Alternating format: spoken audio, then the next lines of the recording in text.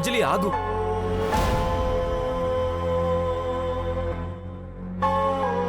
ఏమైంది? ఎందుకు అలా ఉన్నావు?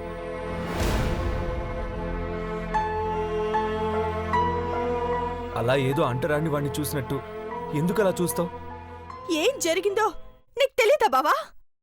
ప్లీజ్ అంజలి, అలా చూడకు. నా మీద నాకే అసహ్యం వేస్తుంది. మరి ఏం చెయ్యాలి బావా? ఏమి చెయ్యనని మాటిచ్చి తప్పు చేస్తే నీ మీదున్న గౌరవం అసహ్యంగా మారుతుందేమోనని నాకు భయంగా ఉంది.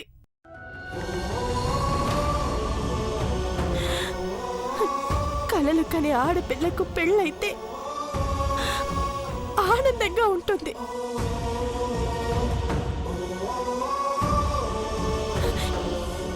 కానీ ఆరాధించే వ్యక్తి కోసం ఎదురు చూసే నాలాంటి దానికి అనుకోకుండా పెళ్లి జరిగితే నరకంగా ఉంటుంది. బాధపడుతున్న మనిషితో భయపెట్టేలా ప్రవర్తిస్తే ఎందుకు బతకడం అనిపిస్తుంది బావా. అందుకే చచ్చిపోవాలనుకున్నాను.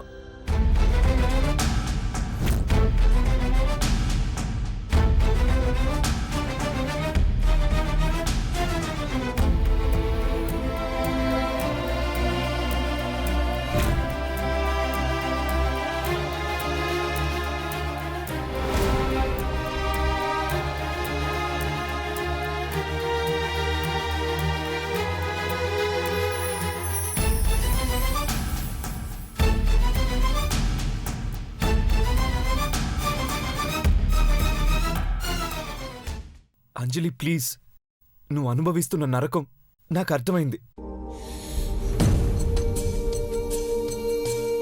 ఇవన్నీ మర్చిపోయి బాగా చదువుకోమని నిన్ను ప్రోత్సహించడానికి వెన్నుతడదామన్నా ఎక్కడ చెయ్యి తాకుతుందేమోనని వెనకడుగు వేసేవాణ్ణి.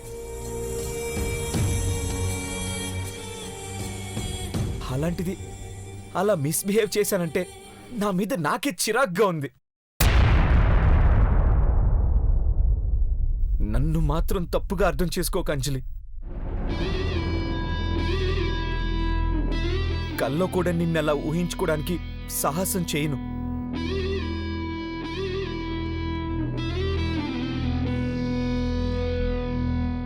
అలాంటిది ఎందుకు అలా జరిగిందో ఏంటో ఆలోచిస్తుంటేనే పిచ్చిక్కిపోతుంది అంజలి.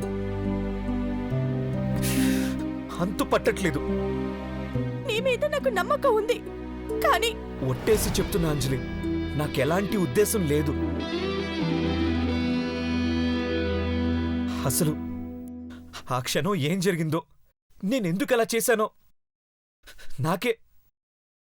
నాకే అర్థం కావట్లేదు. ఛీ, జీవితం.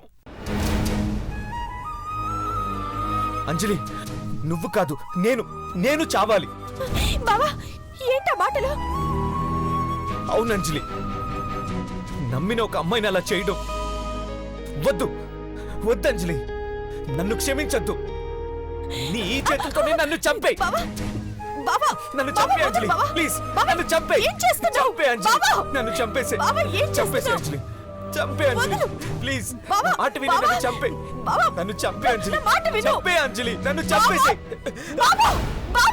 బావా, మంచి వాళ్ళు కూడా చెడ్డ వాళ్ళగా మారిపోతే ఎలా అన్న అనుమానం నన్ను వేధించింది. అంజలి, నా మీద, దేవుడి మీద, ఇంకెవ్వరి మీద ఒట్టేసి చెప్పమన్నా చెప్తాను. జీవితాంతం స్నేహితుడిగానే ఉంటాను గాని నీ దృష్టిలో శత్రువుని కాను. నీ మనసులో నువ్వు డాక్టర్ అవుతావన్న ఆశయం తప్ప ఇంకే ఆలోచన ఉండకూడదు. దట్స్ ఆల్ అంజలి. లేదు బావా, ఈ ఇంట్లో ఏదో అవుతోంది. ఆ రోజు నాకు తెలియకుండానే అబ్బాయిని కొట్టాను. నిన్న నువ్వు